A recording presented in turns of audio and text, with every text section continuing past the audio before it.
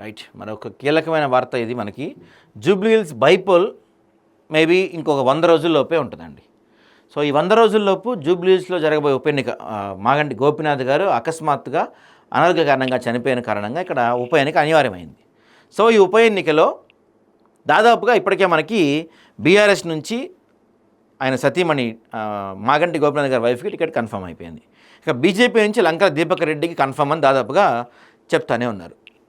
మరి కాంగ్రెస్ నుంచి ఎవరు, కాంగ్రెస్ పార్టీ నుంచి పోటీ చేయబోయే అభ్యర్థి ఎవరు అనేది ఇక్కడ పెద్ద క్వశ్చన్ మార్క్ వినిపిస్తుంది.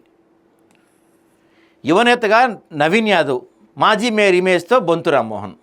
కాంగ్రెస్ వ్యూహం డబుల్ టార్గెట్, నగరంలో కాంగ్రెస్ ప్రతిష్ట పరీక్షించే election. Bonthu Rammohan versus Naveen Yadav. 1 seat 2 ఫ్యాక్టర్లు 3 సమీకరణాలు. హైటెక్ సిటీ ప్రాంతం, బస్తీల సమీకరణం కీలకం. నూతన ఓటర్ల తీర్పు ఎటుమలుతుందో ఉత్కంఠ. టికెట్ల కేటాయింపులో బీసీ అభ్యర్థికే ప్రాధాన్యత ఇస్తున్నారు. ఇక్కడ బీసీ అనేది చాలా ఇంపార్టెంటు.